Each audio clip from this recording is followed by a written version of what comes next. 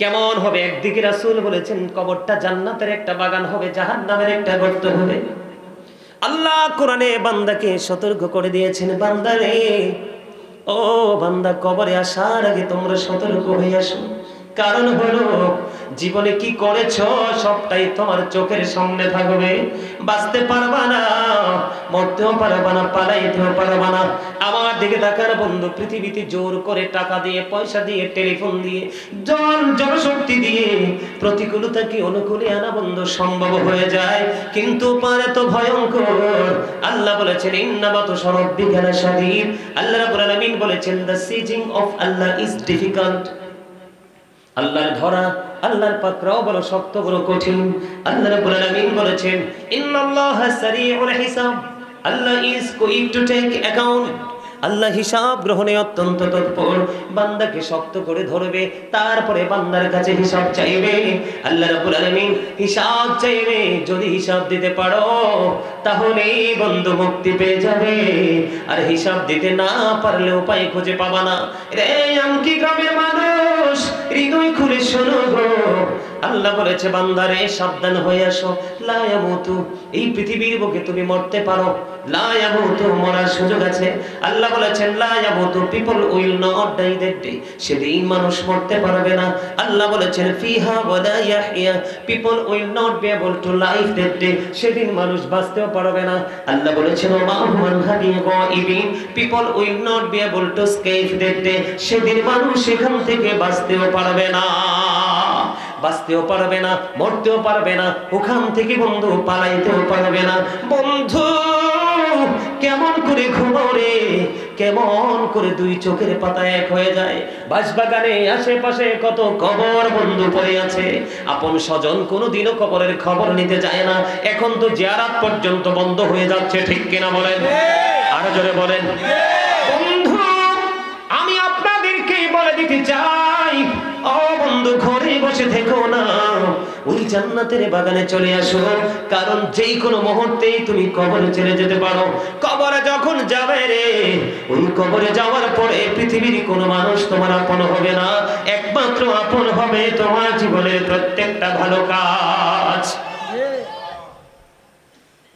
এখন আমি আপনাদেরকে বলি বন্ধু, আল্লাহ যে হিসাব নেবে, সর্বপ্রথম যে জিনিসটার হিসাব চাইবে সেটা হলো বন্ধু নামাজ। আউয়ালু মা ইউহাসাবু বিহিল আবদু ইয়াউমাল কিয়ামাতিস সালাহ। আল্লাহ রাব্বুল আলামিন সর্বপ্রথম বান্দার কাছে নামাজের হিসাব চাইবে। যেই ব্যক্তি হিসাবটা সঠিকভাবে দিতে পারবে, বাকি হিসাব দেওয়া তার জন্য কি হয়ে যাবে? সহজ হয়ে যাবে। আর যদি দিতে না পারে, প্রত্যেকটা স্টেপ তার জন্য বড় ভয়ঙ্কর হয়ে যাবে। জোরে জোরে বলেন আল্লাহু আকবার। এখন আমাদের সমাজে সুদ আসেনি, ঘোষ আসেনি, মিথ্যা কথা আসেনি, চা খেয়ে বিচার উল্টা করা আসেনি, সিগারেট খেয়ে মিথ্যা সাক্ষী দেওয়া আসেনি। বন্ধু ইমাম সাহেব যখন সত্য কথা বলে, খতিব সাহেব যখন মসজিদের মিম্বারে দাঁড়িয়ে সত্য কথাটা তুলে ধরে, মসজিদ থেকে ইমাম সাহেবকে চাকরিচ্যুত করে আসেনি। সমাজের মধ্যে হক কথা বলার করে 10 জনের মধ্যে 2 জন ইমাম সাহেবকে হাদিয়াও দেয় না, খাওয়ায় না, আসেনি। সবগুলো সমস্যা একটা মাত্র কারণ বন্ধু, সেই কারণ হলো ও বন্ধু ওয়াকিমিস সালাতা ইন্নাস সালাতা তানহা আনিল ফাহশাই ওয়াল মুনকার। আল্লাহ রাব্বুল আলামিন সূরা আনকাবুতের মধ্যে বলে দিয়েছে, সাবধান বন্ধু, মন দিয়ে শুনবেন, তোমরা সালাত আদায় করো, সালাত কায়েম করো, কারণ সালাত নামাজ মানুষকে সব ধরনের খারাপ কাজ থেকে বাঁচিয়ে রাখে। সুবহানাল্লাহ বলেন না? আর জোরে। নামাজ মানুষকে সব ধরনের খারাপ কাজ থেকে বাঁচিয়ে রাখে। 5 ওয়াক্ত নামাজের মধ্যে কয়টা ফরজ জানেননি? 17 ফরজ। চমৎকার বলেছেন। এই একবারও কি ভেবেছেন 17টা ফরজ কেন হলো? 16টাও হলো না, 18টাও হলো না, 17টা হলো রে। কেন হলো বন্ধু? আমরা নামাজ পেয়েছি কোন রাত্রিতে? মেরাজের রজনী। ও বন্ধু, এই মেরাজের রজনীতে আল্লাহ রাব্বুল আলামিন আল্লাহর হাবিব 7 আসমান পাড়ি দিয়েছে কিনা? 8টা জান্নাত পরিদর্শন করেছে কিনা? 7 আর 8 কত হলো? কথা বলেন। 7 আর 8 হলো 15। আরশ কুরসি দেখেছে কিনা? দেখিয়েছে কিনা? তাহলে কয়টা হলো? 17টা হয়ে গেছে। ও বন্ধু, 5 ওয়াক্ত নামাজ, 17টা ফরজ। এই 17টা ফরজের রহস্য হলো এইটা। জোরে জোরে সুবহানাল্লাহ, আর জোরে বলেন সুবহানাল্লাহ। ও বন্ধু, আল্লাহ রাব্বুল আলামিন বান্দাকে নামাজ পড়ার অনুমতি দিয়েছেন, ফরজ করে দিয়েছেন। তার কারণ হলো সকল নোংরা, সকল নষ্ট, সকল খারাপ কাজ থেকে বাঁচার জন্য নামাজই আপনার জন্য সবচেয়ে বড় নিয়ামত। সুবহানাল্লাহ বলেন না? আর জোরে সুবহানাল্লাহ। অনেক লম্বা করে আলোচনা করব, থাকবেন নি ইনশাআল্লাহ? নাকি চলে যাবেন? যেহেতু ফাঁকা প্যান্ডেল একটু একটু করে ফিলাপ হচ্ছে, চলে যাওয়ার মতো নয়, ঠিক কিনা বলেন? যদি আলোচনার মধ্যে চলে যায় তাহলে মনে হয় মানুষ থাকবে না। কথা বলেন। আমি আপনাদের জন্য বিভিন্ন ভাবে আজকে আলোচনাটা আপনাদের সামনে তুলে ধরব। সেই সিদ্ধান্ত নিয়ে এসেছি বন্ধু। তবে আপনার আমার পাশে থাকতে হবে ইনশাআল্লাহ। আর জোরে বলেন না ইনশাআল্লাহ। নামাজ মানুষকে কি করে? সব খারাপ কাজ থেকে বাঁচিয়ে রাখে। যে নামাজ পড়ার পরেও সুদ খায় সে নামাজি না সুদখোর? যে নামাজ পড়ার পরেও মিথ্যা কথা বলে সে নামাজি না মিথ্যাবাদী? যে নামাজ পড়ার পরে বন্ধু মানুষের হক নষ্ট করে সে কি নামাজি না বন্ধু পরের হক নষ্ট করনেওয়ালা? যে নামাজ পড়ার পরেও জিনা ব্যভিচার করে সে নামাজি না জিনা করনেওয়ালা? বন্ধু আমার আল্লাহ সূরা আনকাবুতের মধ্যে বলেছে, ইন্নাস সালাতা তানহা আনিল ফাহশাই ওয়াল মুনকার। খারাপ কাজ থেকে নামাজ মানুষকে বাঁচিয়ে রাখে। তাহলে আমার আল্লাহর কথা তো কখনোই বন্ধু উল্টা হতে পারে না, ঠিক কেন বলেন? আল্লাহও বলেছেন আকিমুস সালাতা ওয়া আতুজ যাকাতা ওয়ারকাউ মা'আল রাকিঈন। আল্লাহ রাব্বুল আলামিন বলেছে তোমরা নামাজ আদায় করো, যারা ধনী তোমরা যাকাত আদায় করো, যাকাত দাও, এবং রুকুকারীদের সঙ্গে তোমরা রুকু করো। কারণ নামাজ বন্ধু শুধু খারাপ কাজ থেকে বাঁচিয়ে রাখে না, নামাজ হলো মুমিনদের জন্য জান্নাতের চাবি। আর জোরে বলেন না সুবহানাল্লাহ। শুধু জান্নাতের চাবি নয়, নামাজ হলো মুমিনদের জন্য মেরাজ। আর জোরে। মুমিন যখন নামাজ পড়লো আল্লাহর সাথে তার কি হয়ে গেল? দিদার হয়ে গেল, সম্পর্ক হয়ে গেল। এত মজার নামাজ তো ছাড়া যায় না। যায়নি? আস্তে আস্তে শীত আসতেছে কিনা? আরো জোরে বলেন। বন্ধুরে আমার নবী একদিন শীতের দিনে বের হলো। গভীর মনোযোগ বন্ধু, আলোচনায় যখন ঢুকবো প্রাসঙ্গিক কোনো কথা বলবো না, আলোচনাই করতে থাকবো। আমি আস্তে আস্তে করে গভীরের দিকে বন্ধু ঢুকতেছি, গভীর মন দিয়ে শুনতে হবে। ওই যে একটু আগে বলেছি, একটা হলো বন্ধু তোমার দেহ রে, আরেকটা হলো বন্ধু তোমার রুহু। তোমার দেহ থাকলে শুধু চলবে না, দেহের সাথে সাথে রুহুটাকেও যদি এখানে রাখতে পারো তাহলেই তোমার জীবন হবে ধন্য, অন্যথায় তুমি হয়ে যাবে বড় নগণ্য।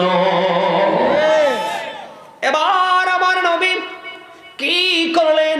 শীতের দিনে যখন বের হলেন হঠাৎ করে নবীজি চেয়ে দেখলেন শীতের দিনে কিন্তু গাছের পাতাগুলো শুষ্ক হয়ে ঝরে ঝরে পড়ে। বন্ধু আমার নবীজি দেখলেন, দেখার পরে নবীজি ডালা ধরলেন। গাছের ডালা যখন ধরলো, ধরার পরে বন্ধু এবার আবু জরকে একটা ডাক দিলেন, রে আবু জর। আবু জর উত্তর দিলেন, লাব্বাইকা ইয়া রাসূলুল্লাহ, আমি হাজির। ইয়া রাসূলুল্লাহ, ইয়া হাবিবাল্লাহ, নবী গো আমি হাজির ইয়া রাসূলুল্লাহ। আমার নবীজি একটা ডাক দিয়ে বললেন, রে আবু জর ওই গাছের দিকে চেয়ে দেখো না, শীতের কারণে গাছের পাতাগুলো কেমনে শুষ্ক হয়ে ঝরে ঝরে পড়ে।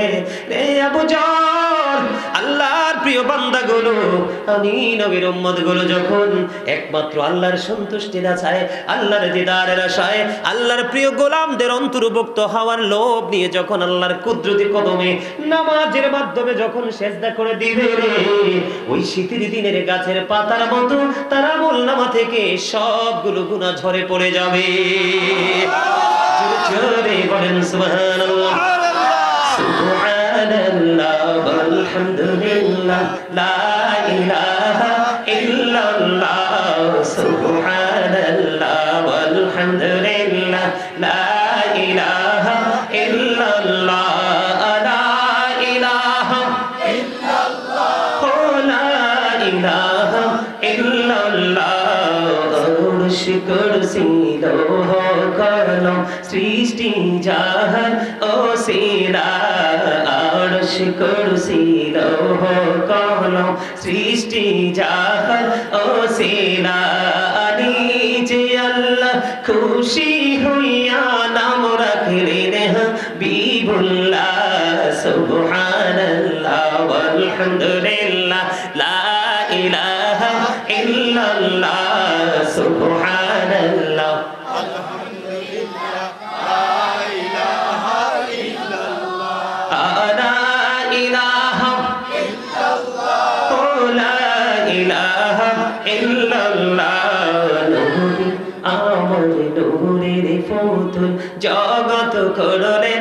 ও যারা রোজ হাসরে করবেন তিনি উম্মতের ফয়সালা সুবহানাল্লাহ ওয়ালহামদুলিল্লাহ লা ইলাহা ইল্লাল্লাহ সুবহানাল্লাহ ওয়ালহামদুলিল্লাহ লা ইলাহা ইল্লাল্লাহ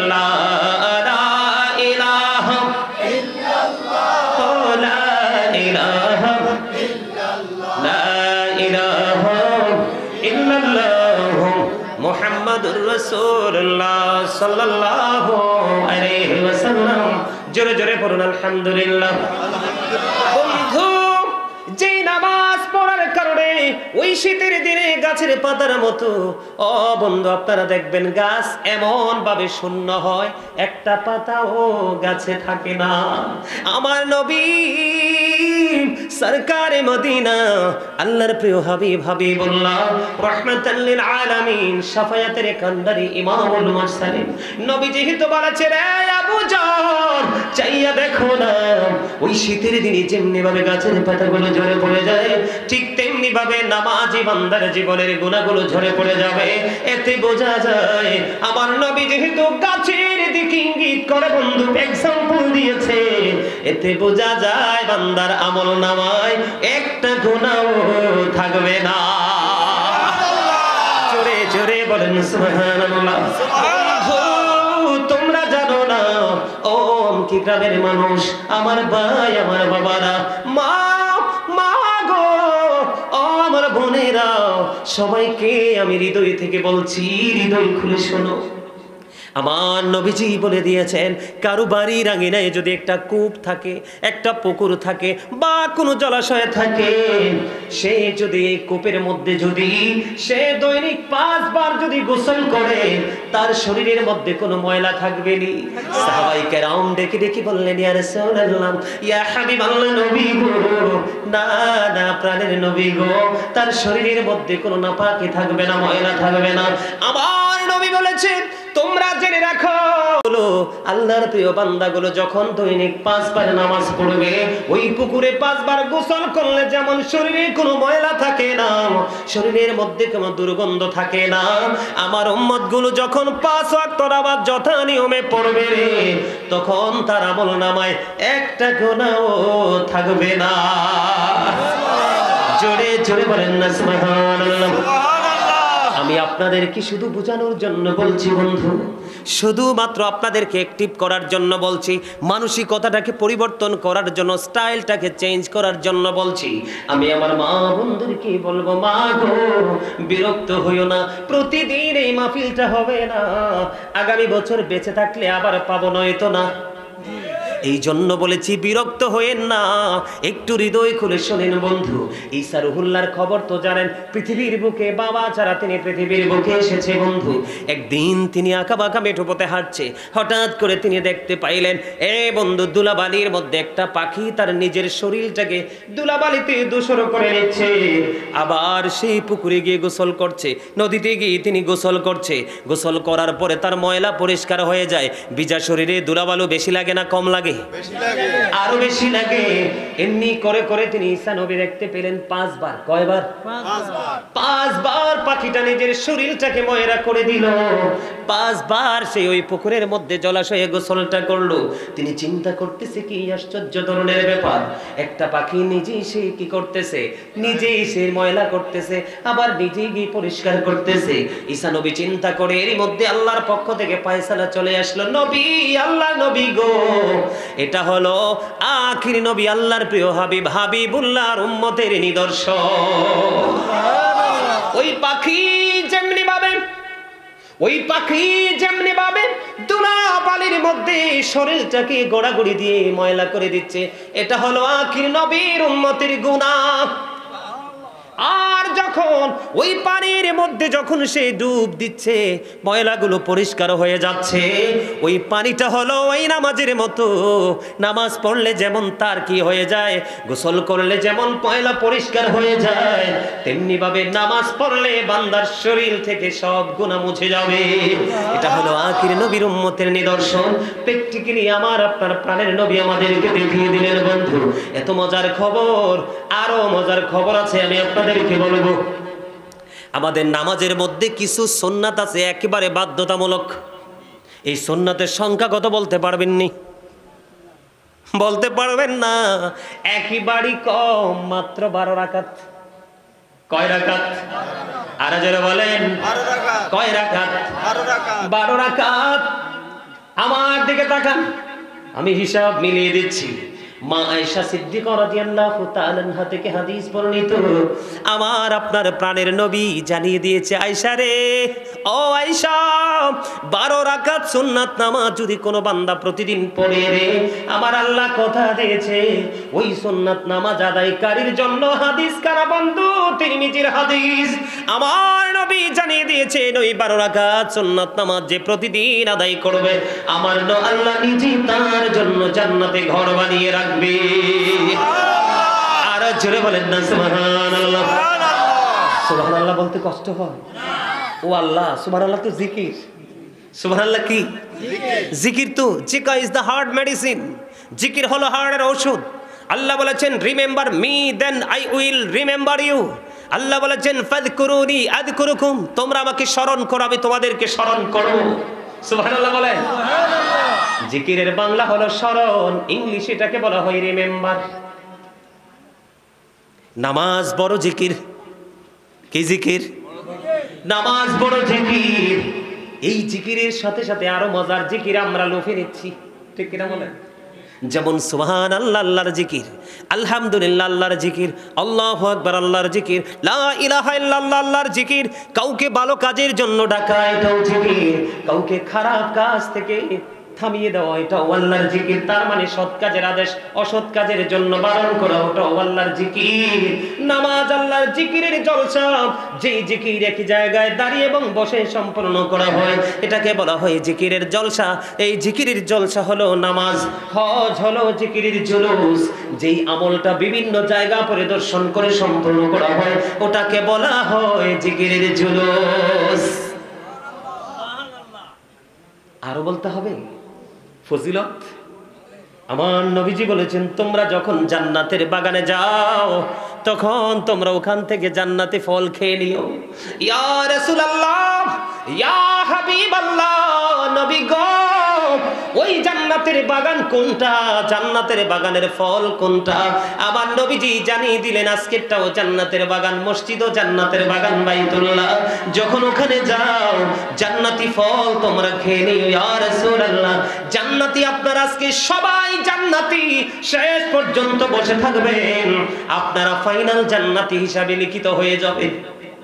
এটা আমার কথা না, এটা হলো হাদিস শরীফের কথা, নবীর কথা। সত্য না মিথ্যা? যে বিন্দু পরিমাণ অবিশ্বাস করবে তার ঈমান থাকবে না। যার ঈমান থাকবে না তার আমলের কোনো দাম আসেনি। বন্ধু, নবীজি জানিয়ে দিলেন, জান্নাতের বাগানে জান্নাতের মেহমানদের জন্য জান্নাতি খাবার হলো সুবহানাল্লাহ ওয়ালহামদুলিল্লাহ লা ইলাহা ইল্লাল্লাহ সুবহানাল্লাহ ওয়ালহামদুলিল্লাহ। মোহাব্বতে লা ইলাহা ইল্লাল্লাহ লা ইলাহা ইল্লাল্লাহ মুহাম্মাদুর রাসূলুল্লাহ সাল্লাল্লাহু আলাইহি ওয়াসাল্লাম। বন্ধু, মজার জায়গায় নিয়ে এসেছি। যেই সুন্নাত আপনার জন্য জান্নাতে ঘর বরাদ্দ হবে, ওই সুন্নাত সম্পর্কে জানার দরকার আছে না নাই? আমি আজকে বন্ধু নামাজের ফজিলত নিয়ে আরো আলোচনা করব। করার পরে আমি আপনাদেরকে আজকে সুন্নাত এবং নফল ইবাদতের মর্যাদা বোঝাবো। কারণ হলো দিন দিন মানুষ নামাজ পড়ে ঠিকই, কিন্তু কমার্শিয়াল নামাজ। কথা কন না? আমার যুবক ভাইরা বুঝবে ডিজিটাল ডিজিটাল কিটাল। কথা কও কিটাল ডিজিটাল নামাজ।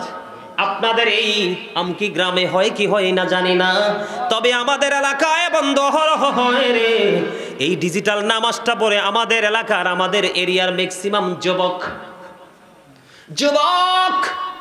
তোমরা বলো আমি সেটা কিছুই তোয়াক্কা করব না। সত্য কথা আজকে বলে যাব। আল্লাহ বলেছেন ওয়াকুলু কাওলান সাদীদা। আল্লাহ বলেছেন সে দা রাইট থিং। সত্য কথা বলো, সঠিক কথা বলো, মিথ্যা বলা যাবে না। মিথ্যা হলো সব অপরাধের মূল। যুবক বন্ধু, তোমরা আমাকে শত্রু মনে করো না। আমি তোমাদেরকে আজকে বলে যাই, এখন থেকে সামনের দিকে যত যুবক পৃথিবীতে আসবে, ম্যাক্সিমাম যুবক হবে জাহান্নামী। জোরে বলেন না নাউজুবিল্লাহ। আর আওয়াজ তুলে বলেন নাউজুবিল্লাহ। ম্যাক্সিমাম যুবক কোথায় যাবে? জাহান্নামে যাবে রে। আর আপনাদের মতো মুরব্বি যারা আছেন, তারাই যাবে ম্যাক্সিমাম বন্ধু জান্নাতে। বলে হুজুর আপনি কেমন করে বললেন? এই দুইটা জায়গা কেমন করে আপনি ডিভাইড করে দিলেন, আইডেন্টিফাই করলেন? তার কারণ হলো মুরব্বিদের সিনায় যখন ঢুকি তখন শুধু পাওয়া যায় সফট আচরণ। মুরব্বিদের অন্তরে পাওয়া যায় বন্ধু ভালোবাসা। মুরব্বি হাঁটতে পারে না, তারপর হাইয়া আলাস সালাহ শুনতে দেরি, মসজিদে যাইতে দেরি করে না। আছে না নাই? আর এখনকার যুবক আপনারা দেখবেন, এখনকার যুবক আজকে যদি ডিজিটাল কোনো মৌলবী বক্তা আসতো, গান গাইতে পারে, ডান্স টুস দিতে পারে, কিছু কৌতুক করতে পারে, কিছু গানকে নকল করতে পারে, আজকে আপনারা মুরব্বীরা এখানে বসার চান্সও পাইতেন না। কথা বলেন না কেন? আপনারা আসার তো থাক দূরের কথা, স্বপ্ন দেখতে পারতেন না, লোকারণ্য হয়ে যাইতো এই জায়গাটা। কারণ হলো যুবক তোমরা পুরোপুরি পথভ্রষ্ট হয়ে গেছো। বলো হুজুর বলেন কেমন করে? এই যে মোবাইল, এটার মতো অভিশপ্ত জিনিস বর্তমানে আমাদের মুসলমানের কাছে আর কিছুই নাই।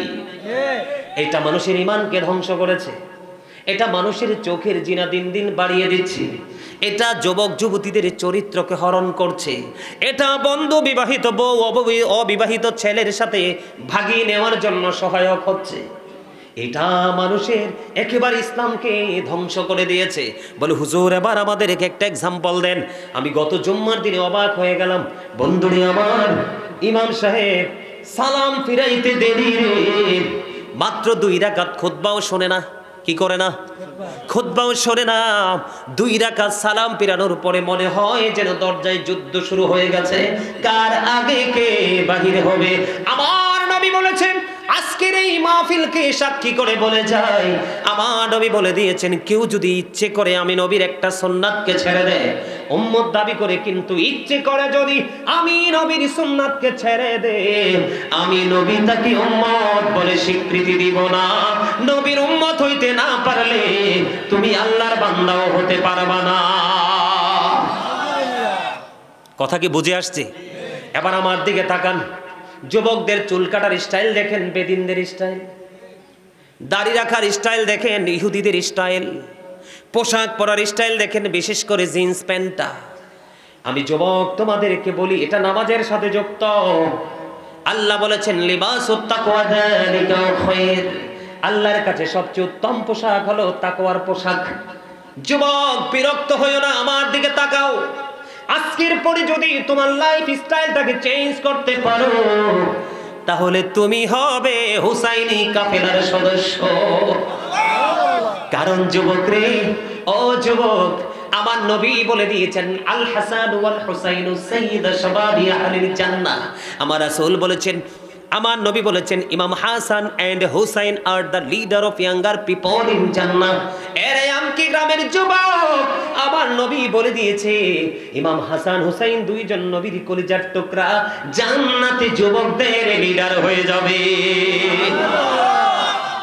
এই যে যুবক, আমি তোমাদেরকে বলি শুধু নারীদের জন্য পর্দা ফরজ না, পুরুষের জন্য পর্দা ফরজ। পুরুষের পর্দা হলো, আমার দিকে তাকাও, আল্লাহর কোরআন থেকে প্রমাণিত এবং বুখারী শরীফের হাদিস দ্বারা প্রমাণিত। পুরুষের পোশাক উপর দিয়ে থাকবে নাভি বরাবর অথবা নাভির উপরে, কোনোভাবেই বন্ধু নাভির নিচে যেতে পারবে না। আর নিচের দিক দিয়ে থাকবে টাকনুটার উপরে, কোনোভাবে টাকনুর নিচে যাওয়া যাবে না। যদি কোনো যুবক লুঙ্গি বলো, প্যান্ট বলো, পায়জামা বলো, ট্রাউজার বলো, বানানো প্যান্ট বলো, রেডি প্যান্ট বলো, যেটাই বলো, যদি উপর দিয়ে নাভির নিচে চলে যায়, নিচের দিক দিয়ে যদি টাকনুর নিচে চলে যায়, তাহলে ওই যুবক ওই পোশাকের কারণে বুখারীতে এসেছে তাকে জাহান্নামে যেতে হবে। আর নামাজ পড়ার ক্ষেত্রে এটা কত বড় দূষিত জিনিস। আমার দিকে তাকান, আপনারা দেখছেন কিনা জানি না, সামনের কাতারে যদি একটা শর্ট শার্ট অথবা গেঞ্জি পরে একজন ছেলে যদি নামাজে দাঁড়ায়, আপনি দেখবেন রুকু দেওয়ার পরে পিছন দিক দিয়ে তার লজ্জাস্থানটা দেখা যায়। আছে না নাই? আপনারা দেখেননি?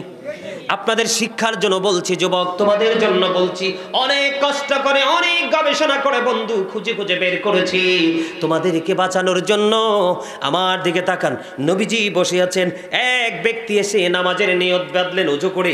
নবীজি বললেন তুমি ওযু করে আসো, কিন্তু নামাজের নিয়ত তো তিনি বেঁধে ফেলেছে। নবীজি বললেন তুমি ওযু করে আসো, নামাজ ভেঙ্গে তিনি ওযু করতে গেলেন। ওযু করে এসে তিনি আবার নামাজের নিয়ত বাঁধলেন। নবীজি বললেন তুমি ওযু করে আসো, তিনি ওযু করতে গেলেন। দ্বিতীয়বার যখন ওযু করতে গেল, আরেকজন রাসূলকে প্রশ্ন করলো, ইয়া রাসূলুল্লাহ, ইয়া হাবিবাল্লাহ, নবী গো, বারবার কেন বলছেন ওযু করার জন্য? ও নবী, তার সমস্যাটা কি? আমার নবী বলেছেন সে নামাজ পড়ার জন্য পোশাকের একটা কন্ডিশন আছে। আপনি যে নামাজ পড়বেন, নামাজি যে হবেন, নামাজের জন্য পোশাক একটা শর্ত আছে।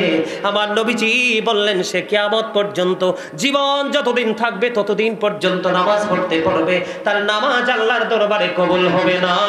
কারণ নামাজ পড়ার জন্য পোশাকের যে শরীয়তের সীমা সেটা ওভারটেক করেছে। কারণ সে বারবার যদি ওযু করেছে, তার পোশাকটা টাকনুর নিচে ছিল, এটা উঠায় নাই, এই জন্য বারবার বলেছে ওযু করার জন্য। আমি আপনাদেরকে আরেকটা কথা বলে দেই বন্ধু, জুম্মার দিনে দেখা যায় ম্যাক্সিমাম যুবক জুম্মার দিনে লাল টকটকে লাল পাঞ্জাবি পরে মসজিদে যায়। দাদা ভাই আছে না নাই? দেখেন কি দেখেন না? আপনার লাল, পুরুষের জন্য একবারে টকটকা লাল কাপড় পরা মাকরুহ তাহরিমি, হারামের অন্তর্ভুক্ত। কিসের অন্তর্ভুক্ত? হারামের অন্তর্ভুক্ত। বুঝে নেন, একবারে টকটকা লাল যে জামা সেটা পুরুষের জন্য জায়েজ নয়, এটা পড়তে পারবা না। আমার নবীকে এক ব্যক্তি একবার দুইটা সালাম দিয়েছে। কয়টা? দুইটা সালাম দিয়েছে। নবী একটা সালামের জবাব দেয়নি। তার কারণ কি? নবীজি সালামের জবাবটা কেন দিল না? না দেওয়ার কারণ হলো সেই দুইটা লাল জামা তার পরনে দেখতে পেয়েছে। জোরে জোরে নাউজুবিল্লাহ। তাহলে আজকে থেকে জিন্স প্যান্ট পরে, টাকনুর নিচে পোশাক পরে, যেই কোনো পোশাকে হোক যাবেননি। এবার দেখেন ইসলাম কত সুন্দর। আবু বকর সিদ্দিক রাদিয়াল্লাহু তাআলা আনহু প্রশ্ন করেছেন, ইয়া রাসূলুল্লাহ, ইয়া হাবিবাল্লাহ, নবী গো, আমার দিকে তাকান, একটু মন দিয়ে শোনেন। নবীজিকে প্রশ্ন করেছি, ইয়া রাসূলুল্লাহ, আমি তো সব সময় আমার পোশাকটা টাকনুর উপরে রাখি, কিন্তু মনের অজান্তেটা নিচের দিকে চলে যায়, সেই ক্ষেত্রে আমি কি জাহান্নামী হব গো? নবীজি জানিয়ে দিয়েছেন, না না না রে আবু বকর, একটা মানুষ সব সময় সেই টাকনুর উপরে রাখে পোশাকটা, মনের অজান্তে এটা যখন টাকনুর নিচে চলে গেল, সে তাৎক্ষণিকভাবে পোশাকটাকে উঠিয়ে ফেললো, আল্লাহ তাকে কোনো সাজা দিবে না। কারণ স্যার যখন মনে হলো টাকনুর নিচে তো পরার কোনো ইখতিয়ার আমার নাই, আল্লাহ রাব্বুল আলামিন আমাকে নিষেধ করে দিয়েছে, আল্লাহর হাবিবও আমাকে নিষেধ করে দিয়েছে, মনে যখন হলো আমি এটাকে উঠিয়ে নিলাম, আর এটার নামই হলো তাকওয়া। কথা বলেন না? এটার নাম কি? তাকওয়া। এটার নামে তাকওয়া। ভয়, অনুশোচনা, অনুতপ্ত হওয়া, বন্ধু, এই সম্পর্কে আল্লাহ কোরআনে কি বলেছে শোনেন। আল্লাহ বলেছেন আল্লাযীনা আমানু, যারা ঈমান এনেছে, ওয়া কানু ইয়াত্তাকুন, এবং তাকওয়া অবলম্বন করেছে, লাহুমুল বুশরা, তাদের জন্য সুসংবাদ, ফিল হায়াতিদ দুনিয়া, দুনিয়ার জীবনে, অফিল আখিরা, এবং পরকালের জীবনে। বন্ধু আমার দিকে তাকান, ঈমান আনার পরে যখন আপনি ভয় করবেন, তাহলে আপনার জন্য নিয়ামত বরাদ্দ দুনিয়াতেও আখিরাতেও। সুবহানাল্লাহ বলেন। খবরটা খুব মজার কিনা? এগুলো কি আপনারা আগে জেনেছিলেন? কথা বলেন, এগুলো কি আগে জেনেছিলেন? আজকে জানতেছেন, শুনতেছেন, ভালো লাগে। আসলে এই জান্নাতের বাগানে উপস্থিতিও কম হবে, মসজিদে সত্যিকারের মুসল্লির সংখ্যা কম হবে, চিরস্থায়ী জান্নাতের উপস্থিতিও কম হবে। মানুষ কম হলে, উপস্থিতি কম হলে কিন্তু কখনোই মন খারাপ। মনে রাখবেন, প্রত্যেকটা ভালো কাজের পক্ষে দিন যত গড়াবে, ভালো কাজের পক্ষে মানুষ তত কম পাবেন। মন্দ কাজের দিকে মানুষকে বেশি পাবেন। কথা বুঝে আসছে? বন্ধুরে আমার দিকে তাকান। নামাজ কত বড় নিয়ামত। আপনার মধ্যে যদি তাকওয়া নিয়ে নামাজটা যদি পড়তে পারেন, আমি আপনাদেরকে আবু বকর সিদ্দিক রাদিয়াল্লাহু তাআলা আনহুর জীবনী থেকে একটা মিসাল দিব। বন্ধু, আবু বকর যখন ইসলাম গ্রহণ করলেন, ইসলাম গ্রহণ করতে করতে যা দৌলত ছিল দান করতে করতে করতে করতে তিনি একদিন কি হয়ে গেল? দুস্থ হয়ে গেল, কিছুই আর নাই। নবীজি মসজিদে আজান হলো, নবীজি নামাজের জন্য অপেক্ষা করতেছে, গভীর মনোযোগ। নবীজি মসজিদে অপেক্ষা করতেছে, অপেক্ষা করতে করতে আবু বকর মসজিদে যাইতে দেরি হলো। আমার নবীজি একটা ডাক দিয়ে বললেন, রে আবু বকর, আমি থাকা অবস্থায় ইসলামের প্রতি আপনাদের এত অবহেলা, আমি চলে গেলে না জানি কি হবে। ইয়া রাসূলুল্লাহ, ইয়া হাবিবাল্লাহ, নবী গো, আমি ইচ্ছে করে দেরি করিনি, কারণেই দেরি করেছি। এই কারণটা নবীজি জানে কি জানে না? নবীজির জানার ক্ষমতা আল্লাহ দিছে কি দিছে না? কথা বলেন না কেন? নবীজি আজ থেকে ১৫০০ বছর আগে বলে গেছে, আমরা আজকের দিনে সে তার প্রমাণ পাচ্ছি। তো আল্লাহর পক্ষ থেকে জানছে বিদায় তো জানাইছে। এবার বন্ধু, নবীজি আবু বকরকে নিয়ে নামাজ শেষ করে ফেললেন। নামাজ যখন শেষ হয়ে গেল, বন্ধু, নবীজি যখন মসজিদ থেকে বাহিরের দিকে কদমটা বাড়িয়ে দিল, বাড়াইয়া দিতে দেরি রে। এবার আবু বকর চাইয়া দেখে, আমার নবীজি চাইয়া দেখে, হযরত জিবরাইল আলাইহিস সালাম আজকে খেজুর পাতার পোশাক পরে নবীজির সামনে। সুবহানাল্লাহ বলেন না? সুবহানাল্লাহ। একটু আশ্চর্য লাগলো না? ফেরেশতাকে খেজুর পাতার পোশাক পরা লাগে? এবার কি করলো আমার নবীজি? জিবরাইলকে প্রশ্ন করলেন, ভাই জিবরাইল, আপনার পরনে আজকে কেন খেজুর পাতার পোশাক দেখা যায়? নবী গো, প্রাণের নবী, আপনি আবু বকরের দিকে তাকাইয়া দেখুন গো নবী, আবু বকরের পরনে খেজুর পাতার পোশাক দেখা যায়। কারণটা কি আমি বলি। হযরত আবু বকর দান করতে করতে দুস্থ হয়ে গেছে, কিছু নাই রে। আজকে যে মসজিদে নামাজ পড়তে যাবে বন্ধু, এই পোশাকটা পর্যন্ত নাই। আবু বকর চিন্তা করলেন, আমার পোশাক নাই, এই অজুহাতে নামাজ ছাড়া যাবে না। বন্ধু, নামাজ তো আমি ছাড়তে পারবো না। আবু বকরের পরনেই ছিল বন্ধু ছোট্ট জামা। আমি যেইটুকু জানতে পেরেছি সেইটুকু আপনাদেরকে জানাচ্ছি। নামাজ সম্পর্কে তারা কতটা যত্নবান ছিলেন, এই কারণে প্রাণের নবীর সাথে তার রওজায় একসাথে শুয়ে আছে। এবার আবু বকর কি করলেন? গায়ের জামার সাথে বালিশের কভার ছিঁড়ে ফেললেন। ছিঁড়ে বন্ধু এটাকে জোড়া লাগাইতে হলে, এখন তো বন্ধু সুই সুতা, তখন তো সুই সুতার জামানা নাই। আবু বকর খেজুর কাটাকে সুই বানালেন, আর খেজুর পাতাকে সুতা বানাইয়া বন্ধু সুন্দর করে একত্রিত করে জামাটা রেডি করে মসজিদে যাইতে দেরি হয়েছে। এটাই আবু বকরের অপরাধ। এবার আমার নবীর কাছে যখন বিস্তারিত বললেন জিবরাইল, ইয়া রাসূলুল্লাহ, চাইয়া দেখেন হযরতে জিবরাইল বলতেছে, আবু বকর, নবী গো, পোশাক পর্যন্ত নাই, তারপর সেই অজুহাতে সেই নামাজ ছাড়তে রাজি না। খেজুর পাতা দিয়া জামা বানাইয়া নামাজ পড়তে আসছে, নামাজ তো ছাড়ে নাই। আমার আল্লাহ যখন আবু বকরের নামাজের প্রতি প্রেম, নামাজের প্রতি এই ভালোবাসা দেখলো, দেখার সঙ্গে সঙ্গে ডেকে ডেকে বলল সকল আসমানের ফেরেশতাদেরকে, আজকে আসমানের ফেরেশতারা রে, আজকে সবাই তোমরা খেজুর পাতার পোশাক পরো আমার আবু বকরের সম্মানার্থে। ইয়া রাসূলুল্লাহ, এই কারণে আমি জিবরাইল আজকে খেজুর পাতার পোশাক পরে হাজির। জোরে জোরে বলেন না সুবহানাল্লাহ। ওরে আমকি গ্রামের যুবক, তোমাদের ঘরে কত সুন্দর সুন্দর পাঞ্জাবি, কত সুন্দর সুন্দর পায়জামা লুঙ্গি আছে, তোমরা সেগুলো যত্ন করে আলমারিতে তুলে রেখে দিয়েছো। বিয়ে বাড়িতে যাও, সুন্নতে খতনাতে যাও, পৃথিবীর অনুষ্ঠানে যাও, কিন্তু নামাজে পাঞ্জাবিটা ব্যবহার করো না। আমি আজকে বলে দেই, নামাজে লম্বা জামা পরে নামাজ পড়া অতিরিক্ত একটা সুন্নাত। জোরে জোরে বলেন সুবহানাল্লাহ। লম্বা জামা পড়তে হবে। নবীজি জানিয়ে দিয়েছে সাইয়্যিদুল আইয়াম, শ্রেষ্ঠ দিন হলো জুম্মার দিন। আমার হাদিস কিন্তু রয়েছে, আপনাদের মনে আসেনি 12 রাকাত সুন্নাত। কত রাকাত? আমি এদিক দিয়ে ঘুরে বন্ধু সুন্নাত নফলের দিকে একটু একটু করে যাব। বিরক্ত হবেন না? সবাই শুনবেন?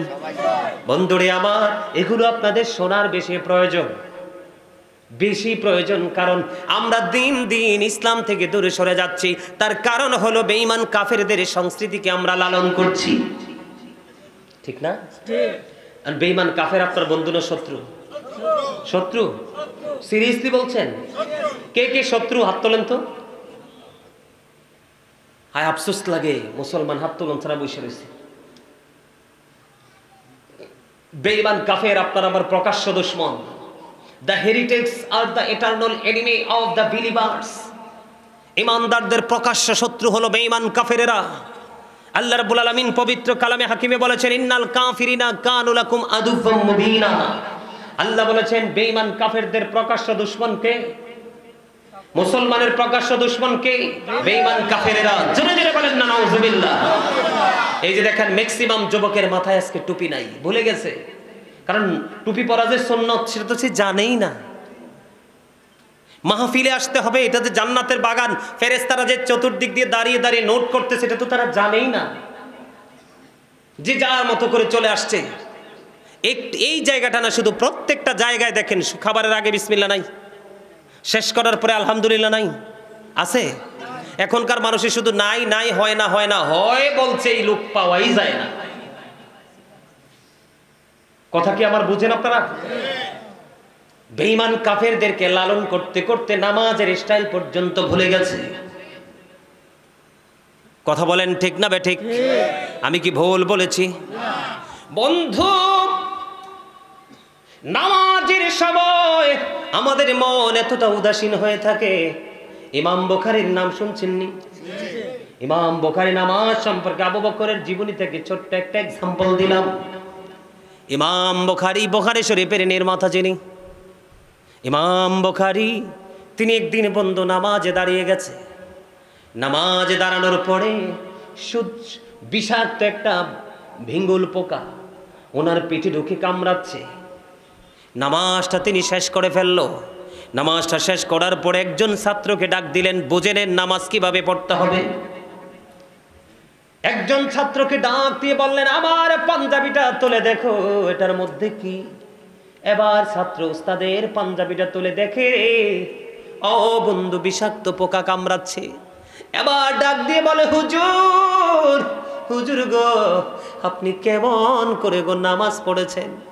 এটা এত বিষাক্ত পোকা, একটা পোকা যদি একটা কামড় দিলে সহ্য করা যায় না, আর আপনাকে একটা না দুইটা না, আপনার পিঠে 10টা কামড় দিয়েছে। হুজুর, কেমন করে সহ্য করলেন গো? এবার ইমাম বুখারী একটা ডাক দিয়ে বলে, ছাত্র রে, প্রেমের বাজারে তো ঢুকুনি, প্রেমের কত স্বাদ বুঝবা কি করে? আমি আমার মালিকের প্রেমে একাগ্রচিত্তে নামাজে দাঁড়িয়েছি রে। ওই নামাজে দাঁড়িয়ে যখন আমি কোরআন তেলাওয়াত শুরু করলাম, আমি কোরআন তেলাওয়াতের প্রেমে এত বেশি মুগ্ধ হয়েছি, পৃথিবীর কোনো বিষ আমাকে আক্রান্ত করতে পারে না। জোরে জোরে বলেন না সুবহানাল্লাহ। আপনি আমি যখন নামাজে দাঁড়াই, কখন ইমাম সাহেব সালাম ফিরাবে সে আশায় থাকি। কথা কন না কেন? ইমাম সাহেব 5টা মিনিট 2টা মিনিট যদি দেরি করে সহ্য করতে পারি না, বন্ধু, ইমাম সাহেবের বিরুদ্ধে আমরা রিঅ্যাকশন শুরু করি। আছে না নাই? আছে না নাই? এই কারণে নামাজ পড়ার পরে আমরা অন্যায় অপরাধ দোষ থেকে আমরা মুক্ত হতে পারছি না।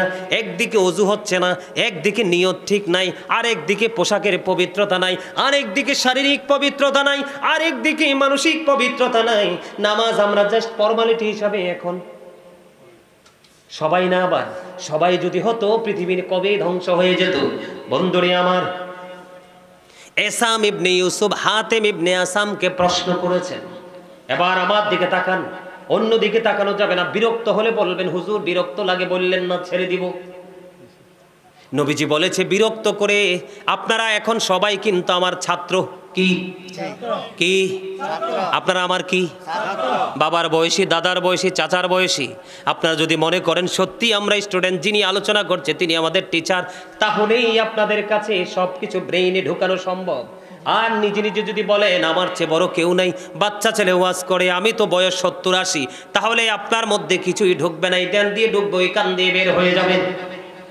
এসাম ইবনে ইউসুফ হাতিম ইবনে আসামকে প্রশ্ন করলেন, আপনি যে নামাজ পড়েন কেমন করে নামাজ পড়েন? এবার তিনি বললেন, আমি যে নামাজ পড়ি তুমি কি শুনবা কেমনে নামাজ পড়ি? কই জানতে চাই, জানতে চাই।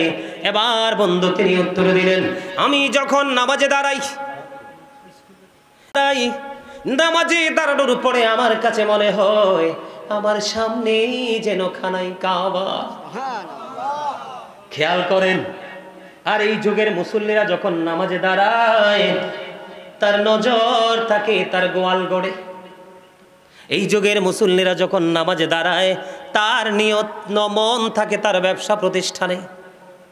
সে যখন নামাজে দাঁড়ায় একজন কৃষক, একজন ফার্মার, তখন তার মানসিকতা থাকে খেতের আইলি। কথা বলেন না কেন? এই কারণে নামাজ পড়ার পরেও সে নামাজি হতে পারলো না।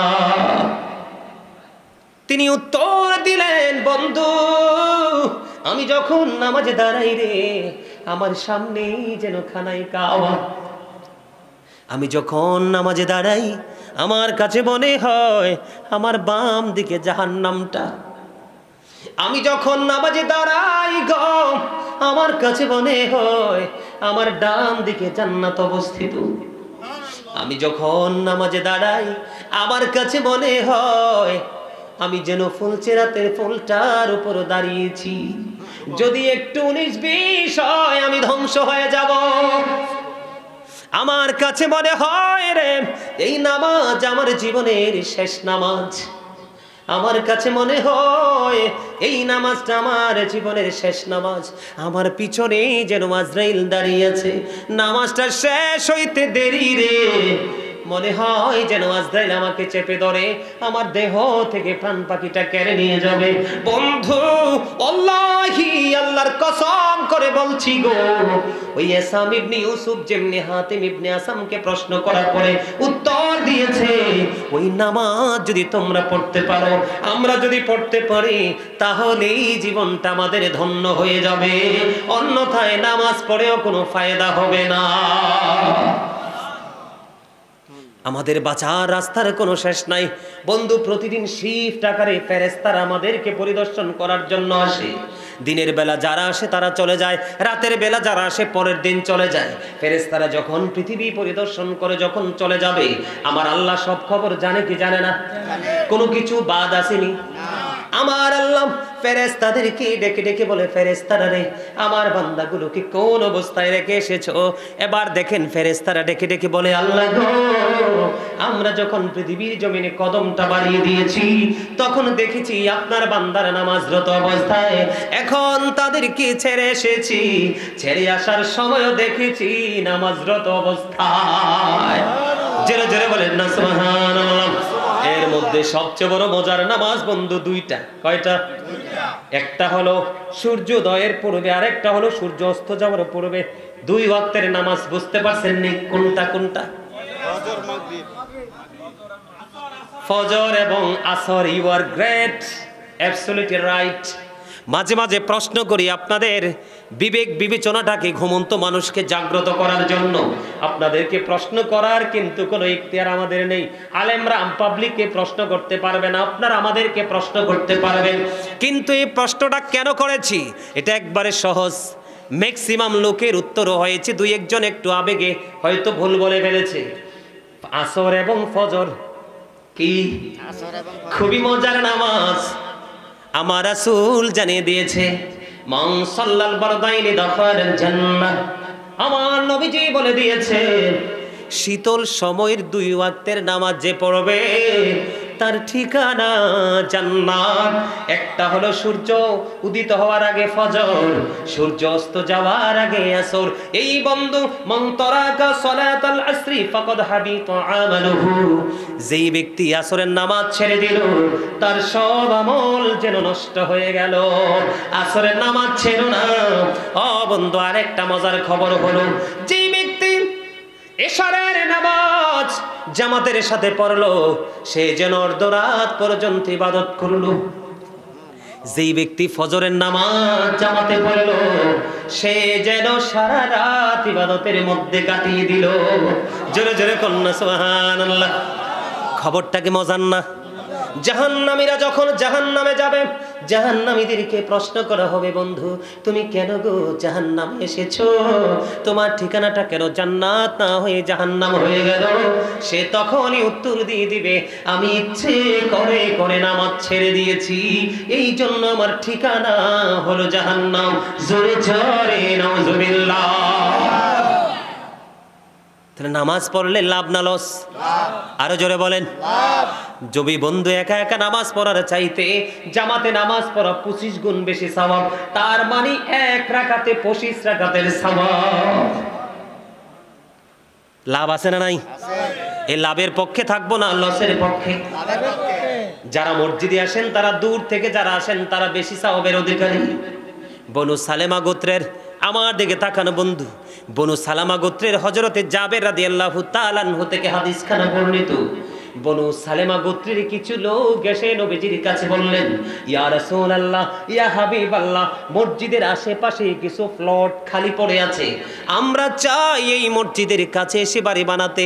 নবীজি একটা ডাক দিয়ে বলল, না না, তোমরা যেখানে আছো সেখানেই তোমরা অবস্থান করো গো, মসজিদে তোমরা মসজিদের নিকটবর্তী হইও না। ইয়া রাসূলুল্লাহ, কেন গো? মসজিদের নিকটবর্তী হইলে তোমরা নিয়ামত থেকে বঞ্চিত হবে। এখন তুমি দূর থেকে হেঁটে আসার কারণে যেই নিয়ামতটা পাও, তুমি মসজিদের কাছে থাকার কারণে সেই নিয়ামতটা তুমি পাবা না।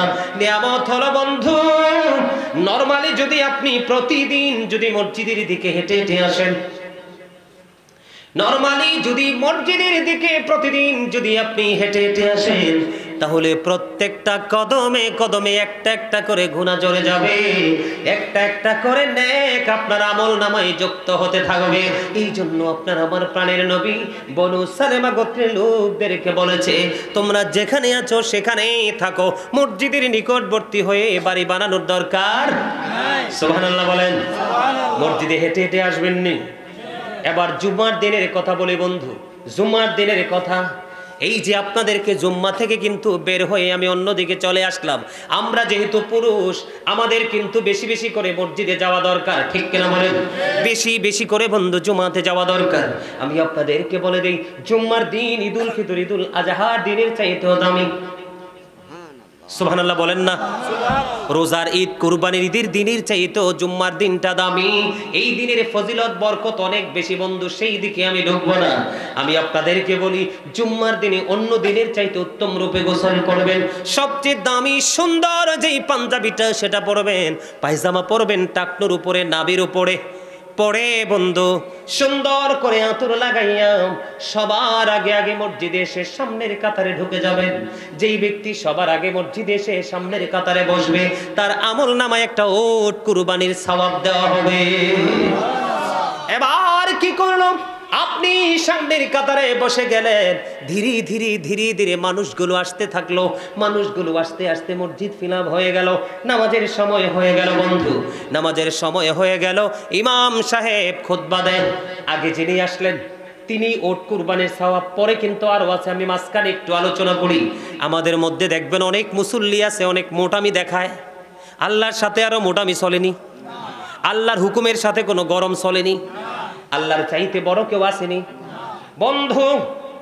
আগে মসজিদে যায় না, ইমাম সাহেব হক কথা বলে, এগুলো ভালো লাগে না। বিশেষ করে খুতবা দেওয়ার পরে অনেক মুসল্লি মসজিদে প্রবেশ করে, আমি আপনাদেরকে বলি, ইমাম সাহেব খুতবায় ওঠা পর্যন্ত, মিম্বরে ওঠা পর্যন্ত যত মুসল্লি যাবে তার আমল নামায় একটা ডিম কুরবানির সওয়াব নসিবে জুটবে। কি? ডিমের সওয়াব। কিন্তু ইমাম সাহেব যখন খুতবা শুরু করে দিবে রে, তখন তিনি জুম্মার দিনের মুসল্লি হতে পারবে না। ফেরেশতারা স্পেশাল ভাবে পৃথিবীর বুকে কদম দিয়ে শুধু জুম্মার দিনে মসজিদের আঙ্গিনায় দাঁড়িয়ে দাঁড়িয়ে, প্রথম যিনি আসলো তার রোল নাম্বার কি? দ্বিতীয়বার যিনি আসলো তার কত? এমনি করে করে রোল নাম্বার অনুযায়ী তার সিরিয়াল হাজিরা খাতায় তোলা হচ্ছে। যখন ইমাম সাহেব, খতিব সাহেব খুতবা দেওয়ার জন্য বন্ধু খুতবা হাতে নিয়ে যখন দাঁড়িয়ে গেল, যেই ফেরেশতাকে ওই যে আপনার আমার বন্ধু শিডিউলটা তৈরি করার জন্য, আপনার আমার রোল নাম্বারটা আজকে নির্ধারণ করার জন্য, আপনি আমি যে জুম্মার দিনে নামাজ পড়তেছি সেটা জরিপ করার জন্য যে ফেরেশতারা আসলো, ইমাম সাহেব মনে রাখবেন, ইমাম সাহেব মিম্বরে দাঁড়াইয়া খুতবাটা হাতে নিতে দেরি রে, সঙ্গে সঙ্গেই বন্ধু ওই ফেরেশতারা ওই তাদের নোটবুকটাকে ক্লোজ করে দেয়, বন্ধ করে দেয়। বন্ধ করে দিয়ে তারাও খতিব সাহেবের খুতবা শুনতে থাকে। এই মুহূর্তে যেই মুসল্লি জুমার দিনে মসজিদে আসবে রে, তার মতো হতভাগার কেউ হইতে পারে না। ও বন্ধু মনে রাখবেন, যেটা সবার আগে আগে আসে রে, এইটা বাইর হয় সবার আগে। যেটা সবার পরে আসে এটা বাইর হয় সবার আগে। আর যেটা সবার আগে আসে এটার মধ্যে বের হওয়ার কোনো টেনশন থাকে না। আমি বলতেছিলাম, প্রথম কাতারে যিনি আসলো ইনি কিন্তু বসে রয়েছে, নামাজ শেষ করলো, সকল সুন্নত নামাজ নফল নামাজ শেষ করলো। সুন্নত নফল নামাজ শেষ করে যখন সবার পরে যখন মসজিদ থেকে বাড়ির দিকে রওনা দিবে, আগে বলেছিলাম একটা একটা নেক। কয়টা একটা নেক? একটা একটা নেক যুক্ত হবে, একটা একটা গুনাহ ঝরে ঝরে পড়ে যাবে। আর জুম্মার দিনে সবার আগে যিনি আসলো, সবার পরে যিনি মসজিদ থেকে বের হয়ে গেল, আল্লাহর হাবিব সরকারে মদিনা তিনি জানিয়ে দিয়েছে, উম্মতেরা রে, নিয়ামতের খবর তোমরা শুনে নাও। ওই যে সবার পরে যিনি বের হলো, তার বাড়িতে যাইতে যতগুলো কদম লাগবে রে, কদম বুঝছেননি? কাইক লাগবে। যতগুলো আঞ্চলিক ভাষায় বলে যতগুলো কাইক লাগবে, আপনারা কি বলেন? একটা কাইক দাও, দুইটা কাইক দাও, তিনটা কাইক দাও, এরকম বলেন না? তার বাড়ি যাইতে যতগুলো কদম লাগবে আলাদা আলাদা করে প্রত্যেকটা কদমে কদমে 1 বছরের নফল ইবাদতের সওয়াব দেওয়া হবে। জোরে জোরে কন্যা সুবহানাল্লাহ। তাহলে যত দূর থেকে আসবেন লাভ তত বেশি না কম? এই জন্য বলেছি বন্ধু, নামাজের মতো মজার জিনিস আর কিছু নাই রে। মুমিনকে আপনি খাবার না খাওয়ায় রাখতে পারবেন, কিন্তু নামাজ থেকে আটকাতে পারবেন না। জোরে জোরে বলেন না সুবহানাল্লাহ। নামাজের দরকার আছে না নাই? আরো জোরে বলেন আছে না নাই? আমি বলি বন্ধু, হাদিস শরীফের দিকে একটু যাব। হযরতে আবু হুরায়রা রাদিয়াল্লাহু তাআলা আনহু থেকে হাদিস কানা বর্ণিত। আপনার আমার নবী বলেছেন, as-সালাতুল খামস ওয়াল জুমআতু ইলাল জুমআতি ওয়া রমাদানু ইলা রমাদানা মুকাফফিরাতুল লিমা বাইনাহুন্না ইজাতুনিবাতিল কাবাইর। আমার নবী বলেছেন, as-সালাতুল খামস 5 ওয়াক্ত নামাজ, ওয়াল জুমআতু ইলাল জুমআহ, এক জুমা থেকে আরেক জুমা, ও রমাদানু ইলা রমাদান, এক রমজান থেকে আরেক রমজান, মুকাফফিরাতুল লিমা বাইনাহুন্না ইযাতুনিবাতিল কাবাইর। নবীজি জানিয়ে দিয়েছেন, দেখেন কত মজার খবর। যে ব্যক্তি 5 ওয়াক্ত নামাজ পড়বে, ফজরের পরে যোহর পর্যন্ত গ্যাপ আসেনি, যোহরের পরে আসর, আসরের পরে মাগরিব, মাগরিবের পরে ইশা, মাঝখানে একটা গ্যাপ আছে না? চোখের গুনাহ হয়, হাতের গুনাহ হয়, পায়ের গুনাহ হয়, হয় কি হয় না? আমার নবী জন্য বলেছেন, সালাতুল খামস 5 ওয়াক্ত নামাজ যে ব্যক্তি পড়বে, মাঝখানে গ্যাপের গুনার কাফফারা হয়ে যাবে 5 ওয়াক্ত নামাজ। আর জোরে বলেন না সুবহানাল্লাহ। ওয়াল জুমআতু ইলাল জুমআহ, এক জুমা থেকে আরেকটা জুমার গ্যাপ হলো 1 সপ্তাহ। 1 সপ্তাহের মধ্যে অপরাধ হয় কি হয় না? আমার নবীজি জানিয়ে দিয়েছেন, এই জুমা তুমি সঠিকভাবে পড়লা, এর পরের জুমাটাও তুমি সঠিকভাবে আদায় করলা, একটি সপ্তাহের এই 2 দিকের জুমার কারণে একটি সপ্তাহের গুনাহ আল্লাহ মাফ করে দিল। রমাদানু ইলা রমাদান, এক রমজান থেকে আরেক রমজান, 360 দিনের একটা ব্যবধান। কয় দিন? 360 দিন। খেয়াল করবেন, এই বছর রোজার মধ্যে বন্ধু 30 দিন এখন যেটা সামনে আসতেছে এই রোজার মধ্যে 30 দিন, 365 বাদ দিলাম, 60 দিনে আমি 1 বছর ধরলাম। 360 দিনের মধ্যে 60 দিন 2 রোজায় চলে গেল, আরো বাকি আছে কয়টা দিন? 300 দিন। এই মাসের এই বছরের রোজারা ভালোভাবে রাখলেন, আবার যেই রোজা আসতেছে আমাদের আগামী মার্চের প্রথম থেকে রোজা শুরু হয়ে যাবে। এই যে রোজা, আল্লাহ যদি তৌফিক দে পুরো রোজাটা ঠিক মতো রাখবো, বন্ধু তারাবি ঠিক মতো পড়বো, সাহারি ঠিক মতো করবো, সব কিছু ঠিক মতো করবো। নবীজি বললেন, বান্দারে তোমাদের চেয়ে খোশ নসিব বলার কে আছে রে? তোমার এই 2 দিকের রমজানের কারণে 300 দিনের গুনার কাফারা হয়ে গেল। তবে শর্ত হলো মুকাফফিরাতুল লিমা বাইনাহুন্না ইযা তুনিবাতিল কাবাইর। শর্ত হলো কবিরা গুনাহ করা যাবে না। তাহলে নামাজের মজা আছে না নাই? আরো জোরে বলেন। এখন 5 ওয়াক্ত নামাজ ফরজ হলো। কি হলো? আল্লাহ আল্লাহ আল্লাহ আল্লাহ আল্লাহ আল্লাহ আল্লাহ আল্লাহ আল্লাহ আল্লাহ আল্লাহ আল্লাহ আল্লাহ আল্লাহ আল্লাহ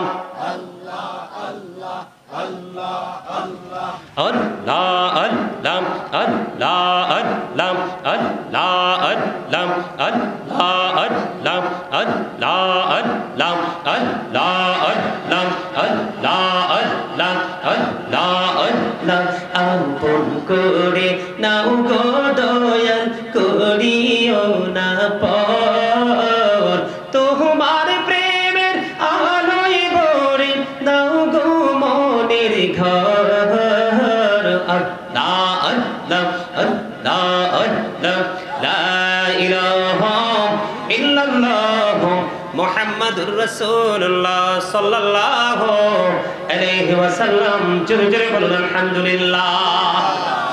বন্ধুরে আমার দিকে তাকান। আপনাদের মনে আসেনি একটা হাদিস শরীফ বলেছিলাম তিরমিজি শরীফ থেকে, 12 রাকাত সুন্নাত নামাজ যে ব্যক্তি পড়বে তার জন্য জান্নাতে আল্লাহ ঘর তৈরি করে দিবে। এই 12 রাকাত সুন্নাত নামাজ, 5 ওয়াক্ত নামাজের মধ্যে 12 রাকাত সুন্নাত নামাজ। ও বন্ধু, জোহরের আগে হলো 4 রাকাত, পরে হলো 2 রাকাত। সুবহানাল্লাহ বলেন না কেন? জোহরের মূল নামাজ কোনটা? ফরজ না? আগে 4 রাকাত সুন্নাত আছে নি? পরে 2 রাকাত সুন্নাত আছে না নাই? বন্ধু এবার আপনি মাগরিবে যান, মাগরিবের পরে 2 রাকাত আছে নি? আরো জোরে বলেন। এশার নামাজে যাই, ওইখানে জোহরে পাইলাম কয় রাকাত? 6 রাকাত। মাগরিবে পাইলাম কয় রাকাত? 2 রাকাত। কত হলো? 8 রাকাত। এশার নামাজে যাই গো, এশারের নামাজে হলো 2 রাকাত। ফজরের নামাজের পূর্বে হলো 2 রাকাত। কয় রাকাত হলো? 12 রাকাত সুন্নাত নামাজের এত ফজিলত, এত নিয়ামত রে বন্ধু। ও আমকি গ্রামের আমার যুবক, আমার দাড়ি পাকা মুরব্বী বাবারা, আমার মা বোনদেরকে বলছি হৃদয় খুলে শুরু, এই 12 রাকাত নামাজ সুন্নাত নামাজ তুমি ধারাবাহিকভাবে পড়ে যাও। বন্ধু আমার নবীজি বলে দিয়েছেন, এই সুন্নাত নামাজগুলো ধারাবাহিকভাবে যদি পড়তে পারো তাহলে তোমার জন্য জান্নাতে ঘর বানিয়ে দিবে আমার আল্লাহ। এখন আমাদের দেশে সুন্নাত নামাজ সারে না ধরে, ম্যাক্সিমামই সারে। মসজিদের ইমাম সাহেব ম্যাক্সিমাম সুন্নাত পড়ে না। কথা কন না কেন? আছে না? ভয় লাগবে না? এটা না পড়লে সব, না পড়লে গুনাহ নেই, জন্য ছেড়ে দিবা। কত দুর্বল ইমানদারের কথা রে। এই নামাজ কি ছাড়া দরকার না ধরা দরকার? নামাজ বেশি পড়লে লাভ না লস? বন্ধুরে আমার, জিব্রাইল আলাইহিস সালাম একটানা 30,000 বছর নফল ইবাদত করলো। আমার আল্লাহ ডাক দিয়ে জিজ্ঞেস করলো, জিব্রাইল আমি তো তোমাকে নফল ইবাদত করার কথা বলিনি, কিন্তু তুমি কেন রে এত বেশি নফল ইবাদত করছো? এবার জিব্রাইল ডাক দিয়ে বললেন, আল্লাহ আমাকে 30,000 কি দিয়ে বলে, আমাকে 30,000 ডানা দিয়ে সৃষ্টি করেছেন। কত হাজার? আমাকে এত মর্যাদা, এত পাওয়ার আপনি দিয়েছেন, সেই জন্য শুকরিয়া স্বরূপ আমি নফল নামাজ পড়েছি। আল্লাহ ডাক দিয়ে বয়, আল্লাহ রাব্বুল আলামিন ডাক দিয়ে বলে, রে জিবরাইল তুমি সাক্ষী থাকো, আমার বান্দাগুলো নফল ইবাদতের মধ্যে যদি কিছু সময়ও কাটায়, আমি তাদেরকে অদ্বিতীয় জান্নাত দিয়ে পুরস্কৃত করব। আরে জোরে বলেন না সুবহানাল্লাহ। নফলে লাভ আছে না নাই? আরো জোরে বলেন আছে না নাই? নফল নামাজের মধ্যে, নফল ইবাদতের মধ্যে সবচেয়ে উত্তম হলো তাহাজ্জুদের নামাজ। কথা বলেন। আমি একটু আগেই বলেছিলাম বন্ধু, জান্নাতের বাগানে উপস্থিতি হবে কম, মসজিদে মুসল্লি হবে কম, ভালো কাজে মানুষ পাবেন কম, মন্দ কাজে মানুষের অভাব হবে না, ডাকারও প্রয়োজন হবে না, অটোমেটিক্যালি বন্ধু চলে আসবে। আমি আপনাদেরকে বলে দিতে চাই, আমার দিকে তাকান, কাল হাসরের ময়দানে ডেকে ডেকে বলবে, আহ্বানকারী আহ্বান করতে থাকবে, কে আছে রে ওই পৃথিবীর বুকে গভীর রজনীতে বিছানা ছেড়ে ইবাদত করেছো, কে আছো? বন্ধু আহ্বান করতে দেরি, অল্প সংখ্যক মুসল্লি দাঁড়াবে। কিছু কিছু মা বোনেরা তাহাজ্জুদ পড়ে, কিছু কিছু বাবারা তাহাজ্জুদ পড়ে, ডাক দিবে বন্ধু, অল্প কিছু সংখ্যক উপস্থিতি দাঁড়াবে। দাঁড়াইতে দেরি রে, তাদেরকে সঙ্গে সঙ্গে জান্নাতে যাওয়ার ঘোষণা করে দিবে, আর বাকি সবাইকে হিসাবের জন্য প্রস্তুত হতে বলবে। তাহলে নফল ইবাদতের দাম আছে না নাই? বুখারী শরীফের মধ্যে এসেছে হাদিসখানা, আল্লাহর কাছে সবচেয়ে প্রিয় ছিল দাউদ আলাইহিস সালামের নামাজ, আল্লাহর কাছে সবচেয়ে প্রিয় ছিল দাউদ আলাইহিস সালামের রোজা, কারণ তিনি রাতের অর্ধাংশ তিনি ইবাদত করতেন, 1/3 সময় বন্ধু তিনি তাহাজ্জুদের নামাজ পড়তেন, 1/6 সময় মাত্র তিনি ঘুমাতেন। সুবহানাল্লাহ বলেন। একদিন তিনি রোজা রাখতেন, আরেকদিন তিনি রোজাবিহীন অবস্থায় থাকতেন। কথা কি বুঝতে পারছেন? আমার কথা বুঝে আসছে? তিনি কি করতেন?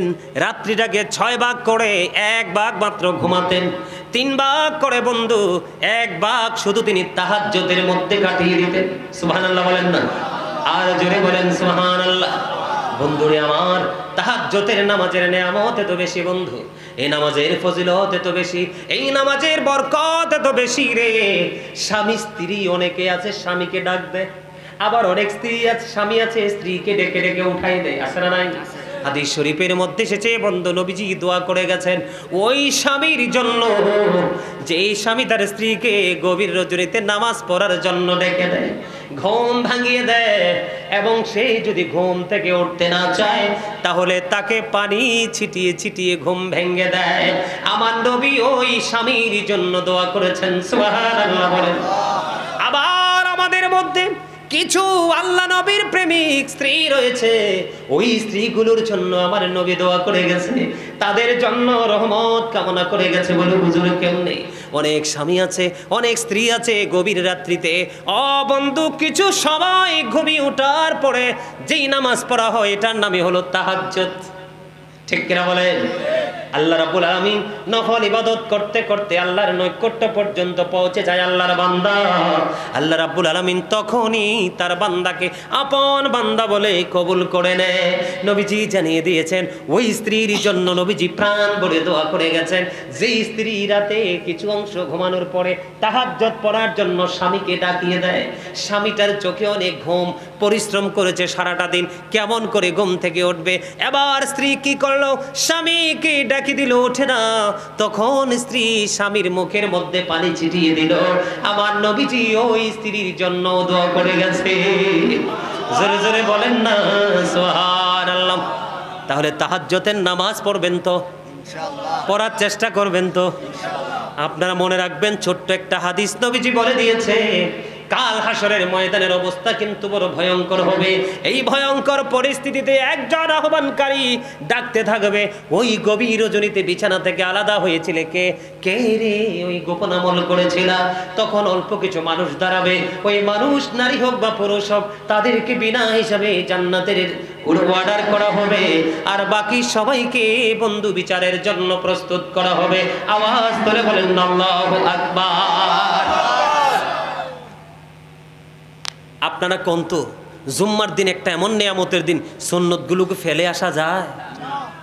কেমনে মুসলমান চলে আসে আমার বুঝেই তো আসে না। মানে ভেবেই কুল পায় না, আফসোস লাগে তাদেরকে দেখলে। আমার কথা বুঝছেন নি? আরেকটু কি আলোচনা করব না মোনাজাত দিয়ে দিব? হ্যাঁ শুনবেন সবাই? হ্যাঁ কম। কেন রে ভাই বেনামাজি নামাজ কেন পড়ো না, বেনামাজি মারা গেলে দুজকে তার ঠিকানা। এই গজল শুনেন নাই? এখন তো এই গজল আর গাওয়াও হয় না, হয়? তবে আমাদের দেশে ডিজিটাল নামাজি আছে, ঠিক না বলেন? নামাজও ঠিক, শুধু ঠিক। নামাজের নিয়ত বান্ধা সুদের টাকার হিসাব করে নামাজ পায়ের বা নামাজ পড়ে বের হইয়া কার বাড়িতে হিসাবের টাকা মিলাবে, এরকম আছে না নাই? আর যারা বলেন অমন ধরলি নামাজ পড়লি নামাজ সারা জীবন ভোর, মনে ধরলি নামাজ পড়লি নামাজ সারা জীবন ভোর, নামাজ হইল না রে তোর নামাজের হইলি না খবর। নামাজেরই নিয়ত করে দাঁড়াইছো নামাজে, বলবো? হ্যাঁ না অনেকেই রাগ হবেন। হ্যাঁ এটাই দরকার। মসজিদে পড়লে আজান সবার আগে যায়, নামাজ শেষে বাইরে এসে সুদের টাকা খায়। নামাজ হইল না রে তোর নামাজের লইলি না খবর। নামাজের ভিতরে তোমায় মশাই কামড় দিলে, মশা তুমি আগে মারো রুকু সেজদা ফেলে। নামাজ হইল না রে তোর নামাজের লইলি না খবর। ও মনে ধরলি নামাজ পড়লি নামাজ সারা জীবন ভোর, মনে ধরলি নামাজ, বলেন না, পড়লি নামাজ সারা জীবন ভোর, নামাজ হইল না রে তোর নামাজের লইলি না খবর। আসলে ঠিক না ঠিক? নামাজের ঘরে সুখ নাই, শান্তি নাই, উপযুক্ত ছেলের বিয়ে হয় না, উপযুক্ত মেয়ের বিয়ে হয় না। সে লেখাপড়া শেষ করেছে, ছেলে মেয়ের চাকরি হয় না, তার কারণ তুমি এখনো নামাজি হইতে পারলা না। নামাজি হইতে পারো নাই, হিসাবটাও মিলাইতে পারো না। ঠিক না ঠিক? আমি বন্ধু আপনাদেরকে বলবো, আমাদের প্রতিদিনের নামাজ শুরু হয় ফজর দিয়ে। কি দিয়ে? গভীর মনোযোগ। আমি অল্প সময়ের মধ্যে আলোচনাটা গোছানোর চেষ্টা করতেছি। কিছু কিছু লোকের মধ্যে বিরক্তি আসতেছে বন্ধু। আমি আপনাদেরকে বলি, ফজরের নামাজ যখন শুরু হয়, নামাজ আপনি শেষ করে ফেললেন, মা বোনেরা ঘরে পড়লো, ভাই বাবারা মসজিদে পড়লেন অথবা ঘরে পড়লেন, যেখানে পড়েন, আল্লাহর হাবিব বলে দিয়েছে ফজরের নামাজটা শেষ করার পরে তুমি ঘুমাইলা না, মুসল্লার মধ্যে বসে রইলা। মুসল্লার মধ্যে বসে থাকতে থাকতে বন্ধুরে ইশরাকের নামাজের সময় হয়ে গেল, কিন্তু তুমি গ্যাপ সময় অতিরিক্ত কথা বলতে পারবা না, কোনো ধরনের অন্যায় অপরাধ মন্দ কথা বলতে পারবা না। কোরআন তেলাওয়াত করতে পারো, জিকির করতে পারো, দরুদ পড়তে পারো, যাই করো। নামাজ শেষ করে তুমি মুসল্লায় বসে রইলা। মুসল্লায় যখন বসে রইলা, বসে থাকতে থাকতে সূর্য উঠে গেল, ইশরাকের নামাজটা তুমি আদায় করে ফেললা। মাত্র 2 রাকাত। কয় রাকাত? 2 রাকাত ইশরাকের নামাজ তুমি যখনই আদায় করলা, আমার নবীজি বলে দিয়েছেন ওই ইশরাকের নামাজ আদায় করার কারণে তোমার পূর্বের সব গুনাহগুলি আমার আল্লাহ মাফ করে দিবে। জোরে জোরে সুবহানাল্লাহ। বন্ধু এখানেই শুধু ক্ষমতা নয়, আমি আপনাদেরকে বলে দেই, বন্ধু বেশি বেশি করে তাহিয়াতুল ওযুর নামাজ পড়বেন। এটা মাকরু এবং হারাম সময় ছাড়া ওযু করার পরে সাথে সাথে বন্ধু পড়বেন। বিশেষ করে আমরা জুমার দিনে সবাই তাহিয়াতুল ওযুর নামাজ পড়ি, কিন্তু নামাজের নিয়মটা আমরা সবাই জানি না বন্ধু। জুমার দিনে যখন কোনো পুরুষ তাহিয়াতুল ওযুর নামাজ পড়বে, মসজিদে ঢোকার সাথে সাথে বসবেন না, না বসে আগে আপনি তাহিয়াতুল ওযুর নামাজটা পড়বেন। এটা বড় একটা নিয়ামতের জিনিস, গুনাহ মাফের জন্য বড় সহায়ক। সুবহানাল্লাহ বলেন, আর জোরে বলেন। বন্ধুরে আমার, বেশি বেশি করে তাহিয়াতুল ওযুর নামাজটা পড়বেন। এবার ইশরাকের নামাজ আপনি পড়ে ফেলেছেন, আরো একটু অপেক্ষা করেন। ইশরাকের নামাজ পড়ার পরে একটা নামাজ আছে দোহার অথবা শাস্তের নামাজ। আসেনি? দোহার অথবা শাস্তের নামাজ। এই নামাজটা 2 রাকাত থেকে 12 রাকাত পর্যন্ত পড়া যায়। কয় রাকাত? 2 রাকাত থেকে 12 রাকাত পর্যন্ত পড়া যায়। এটা সূর্য পশ্চিম আকাশে হেলে যাওয়ার আগ পর্যন্ত এটার সময়। কথা বুঝছেননি? তার মানে 12টার পরে কিন্তু সূর্য পশ্চিম আকাশে হেলে যায় 12টা পর্যন্ত বা 12টার একটু আগে, কারণ 12টার সময় নামাজ পড়া যাবে না। এটা হলো দ্বিপ্রহর। সূর্য ওঠার সময় পড়া যাবে না, সূর্য অস্ত যাওয়ার সময় পড়া যাবে না। এই তিনটা সময় হলো বন্ধু হারাম টাইম। এই টাইমে কোনো ইবাদত আমল করা যায় না। এবার কি করলেন আপনি? চাস্তের নামাজ পড়লেন। আল্লাহর হাবিব সরকারে মদিনা তিনি জানিয়ে দিয়েছে, আমার দিকে তাকান, মানুষের শরীরের মধ্যে 360টা জোড়া আছে। কয়টা? 60টা জোড়া আছে। এই 360টা জোড়ার সাদকা আদায় করতে হবে আপনাকে। হুজুর কেমন করে সাদকা আদায় করব? নবীজি জানিয়ে দিয়েছেন, রাস্তার মধ্যে যদি কোনো কষ্টদায়ক বস্তু থাকে তুমি এটা সরিয়ে দাও। কি করে দাও? এটা উঠিয়ে দাও। মসজিদের মধ্যে অনেকেই ভুল করে থুতু ফেলে দিল, অনেকেই কিন্তু ভুল করে বন্ধু কফ ফেলে দিল।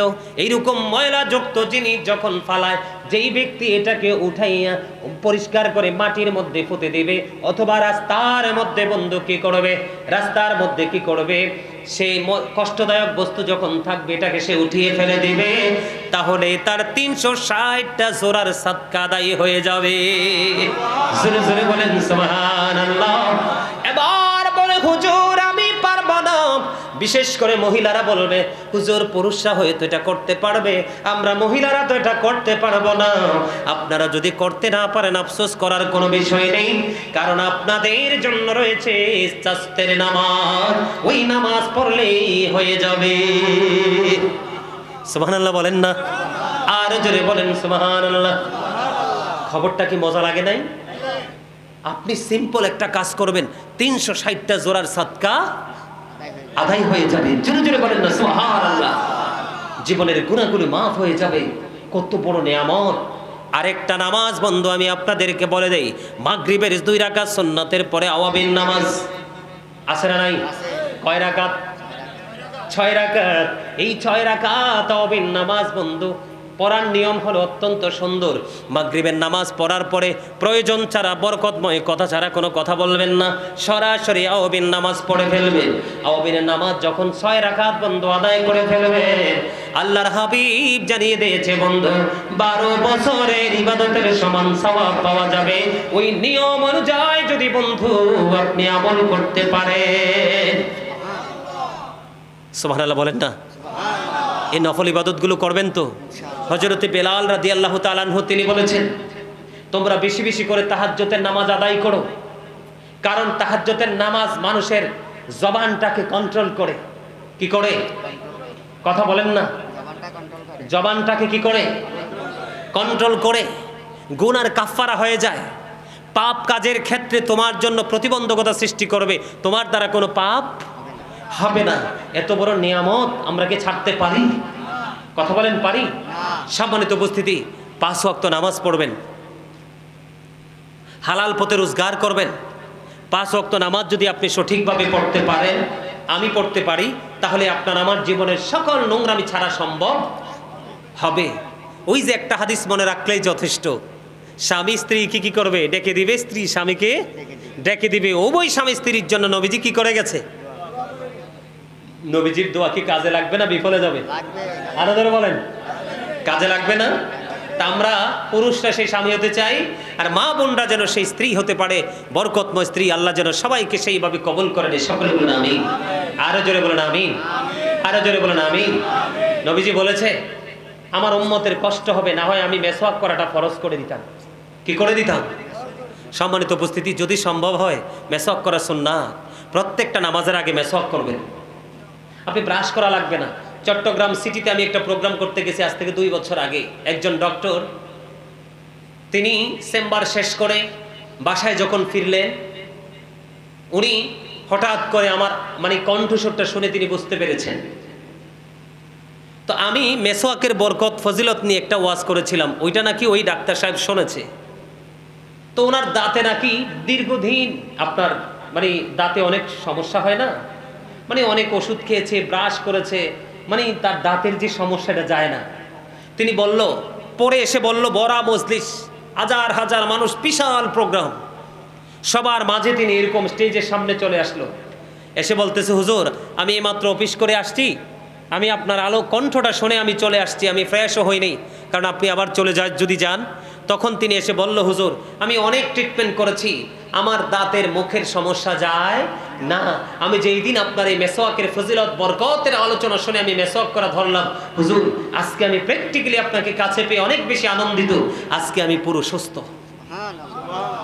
আসলে মেসওয়াকে সুস্থ করেনি, সুস্থ করেছে তার যে রাসূলের প্রতি ভালোবাসা, রাসূলের যে জবান মোবারকের নির্দেশনার প্রতি যে তার শ্রদ্ধা, এই শ্রদ্ধার কারণে আমল উসিলা আল্লাহ তাকে কি করে দিয়েছে? সুস্থ করে দিয়েছে। মনে রাখবেন, আল্লাহর প্রিয় লোকেদের সংস্পর্শে থাকা সাধারণ মানুষের জন্য মুক্তির জন্য সবচেয়ে বড় দলিল। আল্লাহ রাব্বুল আলামিন কোরআনে বলে দিয়েছেন, join with my dear people, come to my paradise. আল্লাহ বলেছেন, ফাদখুলি ফি ইবাদি ওয়াদখুলি জান্নাতি। আল্লাহ বলেছেন, আমার প্রিয় লোকেদের সাথে যুক্ত হও আর আমার জান্নাতে চলে আসো। জোরে জোরে বলেন সুবহানাল্লাহ। সম্মানিত উপস্থিতি, আবার ফজর পড়তে হবে, অনেক লম্বা সময় হয়ে গেছে, অনেক লম্বা আলোচনা হয়ে গেছে। আমরা 5 ওয়াক্ত নামাজ পড়ব, হালাল পথে রোজগার করব, মা বাবার সাথে ভালো আচরণ করব, সামাজিক বন্ধনে আবদ্ধ হব। সামাজিক বন্ধনে আবদ্ধ হতে হলে আমাদেরকে কয়েকটা কাজ করতে হবে। এই কাজগুলো আমরা এখন করি না, এই জন্য আমাদের সামাজিক বন্ধন থেকে আমরা দূরে চলে গেছি। সর্বপ্রথম আমার দিকে তাকান, পরিচিত হোক আর অপরিচিত হোক, মুসলমানকে দেখা মাত্র সালাম দিয়ে দিবেন। সুবহানাল্লাহ কয় না? আপনি শত্রুকেও সালাম দেন, একদিন 2 দিন 3 দিনের দিন চেয়ার আপনার শত্রু থাকবে না, তার আপনার প্রতি সবচেয়ে বড় প্রেম সৃষ্টি হয়ে যাবে। হুজুর কি বলছি, আপনি শুধু সালাম দিয়েই দেখেন, যে শ্রেষ্ঠ শত্রু সে কিন্তু একদিন শ্রেষ্ঠ বন্ধুতে রূপান্তরিত হয় যদি সিস্টেমটা ঠিক থাকে। আরেকটা হলো, আপনার সমাজে কোনো মানুষ অসুস্থ হলে তাকে দেখতে যাবেন। কেউ যদি ডাক দেয় তার ডাকে সাড়া দিবেন। কোনো মানুষ যদি ইন্তেকাল করে, দেখবেন একটা মানুষ মারা গেলে আপনি 10 বছর কাউকে দেখেননি, কিন্তু একটা মানুষের মৃত্যুর উসিলায় কিন্তু সে এসে গেছে। আপনি যখন একজন মানুষ মুসলমানের ইন্তেকালের পরে তার জানাজায় যাবেন, তখন সেটা থেকেও কিন্তু একটা বন্ধন তৈরি হবে। ঠিক না ঠিক? আরে জোরে আমার কথা বুঝতে পারছেন? সম্মানিত উপস্থিতি, আমি আপনাদেরকে আসলে আরো অনেক কথা বলার আছে, নামাজ নিয়ে আলোচনা করলে শেষ করা যাবে না। আমি মূল কিছু জায়গা আপনাদের সামনে তুলে ধরেছি। বিশেষ করে নফল ইবাদতের মধ্যে তাহাজ্জুদ সবচেয়ে গুরুত্বপূর্ণ। হযরতে বেলালও কিন্তু তাহাজ্জুদ পড়তে আমাদেরকে নির্দেশনা দিয়েছেন, রাসূল বলেছে, কারণ এটা আমাদের পূর্বসূরি যারা আইম্মায়ে কেরাম ছিলেন, এটা তাদের রীতি, তাদের রেওয়াজ। আমাদের তাহাজ্জুদ পড়া উচিত। ডাক দিবে হাসরের মাঠে, কে গভীর রজনীতে বিছানা আলাদা করেছো, পিঠকে বিছানা থেকে আলাদা করেছো, দাঁড়াও। দাঁড়াইতে দেরি, জান্নাতের ঘোষণা দিতে দেরি করবে না, তোমাদের কোনো হিসাব লাগবে না। সুবহানাল্লাহ বলেন। সে হোক নারী, সে হোক পুরুষ। সুবহানাল্লাহ বলেন। সালাতুল আওবিন পড়বেন একদিন, নবীজি যেভাবে ওযু শিখিয়েছে সেইভাবে ওযু করবেন। নবীজি যে আদব শিখিয়ে দিয়েছে সেই আদব অনুযায়ী মাগরিব পড়ার পরে আওবিন পড়ে নেবেন। 12 বছরের ইবাদতের সমান সওয়াব। আপনি কি সহজ মনে করছেন? জুম্মার দিনে সবার আগে মসজিদে যাবেন সবচেয়ে উত্তম রূপে সেজে, মানুষ যেন দেখলে বলে একটা মুসল্লি হেঁটে যায়। আমি যখন আপনাদের রোমে গেছি, আমার ছেলেরা বলছে, হুজুর কি আতর দিছেন, কি গ্রাম। আপনি এমন ভাবে মসজিদে আসবেন, আপনি হেঁটে গেলে যেন মানুষ বুঝতে পারে এই রাস্তা দিয়ে জুম্মার ঈদের দিনের মুসল্লি গিয়েছে। আর আপনি এমন মুসল্লি হয়ে যান, আপনি হাঁ করলে মুখ থেকে খাটাসের গন্ধ বের হয়। আরেকজন মুসল্লি দাঁড়াতে পারে না। কি কোন দাদা ভাই, ঠিক না? ঠিক। আরেকজন মুসল্লি দাঁড়াতে পারেন, দুর্গন্ধ। মনে রাখবেন, যেই গন্ধ পেয়ে মুসল্লি কষ্ট পায়, সেই গন্ধ পেয়ে ফেরেশতাও কষ্ট পায়। কথা কি বুঝে আসছে? এমন পোশাক পরে আসেন, মনে হয় যেন আপনি এখন মাঠ থেকে উঠে আসছেন, ধুলাবালি যুক্ত। কথা বলেন না কেন? আর সমাজের বিত্তবান যারা আছেন তাদেরকে বলবো, আপনারা সমাজের মধ্যে যারা পোশাকের জন্য এই ভালো কাজ করতে পারে না, তাদেরকে পোশাক কিনে দিবেন। এটা আমি করি, বিশ্বাস করেন। এটা আপনাদেরকে প্রকাশ করতে চাইনি, এটা আমি করি। যার পোশাক নাই তাকে পোশাক দেওয়ার জন্য আমি আগ্রহ। এই যে আজকেও আসার সময় বলেছি, একজন লোক ঘর বানাতে পারে না, ঘরে থাকতে পারে না, আমি বলছি তাকে ঘর বানিয়ে দিব। সুবহানাল্লাহ বলবেন না? মাত্র 5 মাসে আমি একদম গুনাহগার একটা মসজিদ তৈরি করেছি। মাত্র 5 মাসে অনলাইন ঘুরে দেখবেন, যেটা আমাদের এরিয়াতে একবার অত্যাধুনিক মডেল মসজিদ, যেটা আপনার চোখে পড়বে না, এত ডিজাইন করে করেছি। এটা ছিল 5 ওয়াক্ত নামাজ, 32 বছরের পুরানো মসজিদ। এখন আমি একদম গুনাহগার এই মসজিদে খতিব রেখে দিয়েছি, জুমা চলতেছে। আজকে 10 মাস, জানুয়ারির 5 তারিখ উদ্বোধন করেছি। সুবহানাল্লাহ বলেন না? আরো জোরে বলেন। এখন আবার আমাদের একজন আলেম অসুস্থ, টাকার জন্য চিকিৎসা করতে পারতেছে না। আমরা আবার আমাদের ফাউন্ডেশন থেকে তার ট্রিটমেন্টের জন্য আমরা যতটুকু সম্ভব অর্থ আমরা তাদের জন্য বরাদ্দ দিচ্ছি। মাদ্রাসাতে এতিম বাচ্চাদের দায়িত্ব নিয়েছি। অনেক বাচ্চারা বাবা মা পড়াইতে পারে না, বাচ্চাগুলো মেধা ভালো, তারা পড়তে চায়। অনেক বাচ্চাদের দায়িত্ব নিয়েছি। সম্মানিত উপস্থিতি, আপনারাও আপনাদের সমাজ থেকে সত্যিকারের ইসলামটাকে সমাজে কায়েম করার জন্য আপনারা সমাজের যারা বিত্তবান, তবে এখানে একটা কথা আছে, বলবো? এই পবিত্র কাজে আগাই আসতে বলেছি, কিন্তু এখানে যদি আপনার টাকাটা হারাম হয় লাভ হবে না। লা তাকবালু সালাতুম বিগাইরি তুহুর ওয়ালা সাদাকাতুম মিন কুলুব। পবিত্রতা ছাড়া ইবাদত কবুল হয় না, আর হালাল অর্থ ছাড়া দানও কবুল হয় না। সম্মানিত উপস্থিতি, আমার আলোচনা যদি কষ্ট পেয়ে থাকেন আল্লাহর হস্তে ক্ষমা করে দিবেন। যদি ভালো লেগে থাকে আপনারা আমার কথাগুলোর উপর ভিত্তি করে আমল করার চেষ্টা করবেন। আল্লাহ যেন আমাদের সবাইকে, আপনাদের এখানে কি কেউ ক্যাম্প করে দাঁড়ায় সালাম দেয় না? আচ্ছা থাক, তারা দেয় না, আমরাও দিব না। তো আমি এতক্ষণ পর্যন্ত যে কথাগুলো বলেছি, কথায় যদি কষ্ট পেয়ে থাকেন আল্লাহর হস্তে ক্ষমা করে দিবেন। যদি ভালো লাগে কথাগুলোর উপর ভিত্তি করে আমল করার চেষ্টা করবেন। তবে ইসলাম যে আল্লাহর মনোনীত ধর্ম, এই ধর্মটা আসলে কি এটা বোঝার চেষ্টা করবেন। আর এই বোঝার জন্য আপনার জীবনে লাগবে, আপনার যেই কোনো নর্মাল হুজুর হলে কিন্তু হবে না। হবে? কথা বলেন, হবে? যেই কোনো দাড়ি দেখলে, টুপি দেখলে, পাগড়ি দেখলে মনে করেন না উনি বড় মুফতি। বুঝে নেবেন, নবীজি জানিয়ে গেছে, আজ থেকে ১৫০০ বছর আগে বলে গেছে, জাতি ধ্বংস হওয়ার জন্য কিয়ামতের আলামতের মধ্যে সবচেয়ে অন্যতম একটা কিয়ামতের আলামত হবে আলেমরা। নাউজুবিল্লাহ বলবেন না? তাদের দাড়ি থাকবে, টুপি থাকবে, পাগড়ি থাকবে, জুব্বা থাকবে, সব থাকবে। কি থাকবে? সবই থাকবে, কিন্তু থাকবে না শুধু তাদের সিনায় সঠিক শিক্ষা। কি কথা বুঝেন নাই? আমাদের সমাজের মধ্যে কি এখন ফিতনা আছে না? এক এক হুজুর এক এক কথা বলে না? এটা কেন হয়েছে জানেন? একমাত্র সঠিক কিতাবী ইলম না থাকার কারণে। কারণ আমি, ধরেন আপনি আমার ইমাম সাহেব, আমি আপনার মুসল্লি, এখন আপনাকে আমি প্রশ্ন করলাম, আপনি উত্তর দিতে পারতেছেন না, এ সম্পর্কে জানেন না, আমাকে তো কিছু একটা বলতে হবে। এখন আপনি যদি কিছু একটা না বলেন,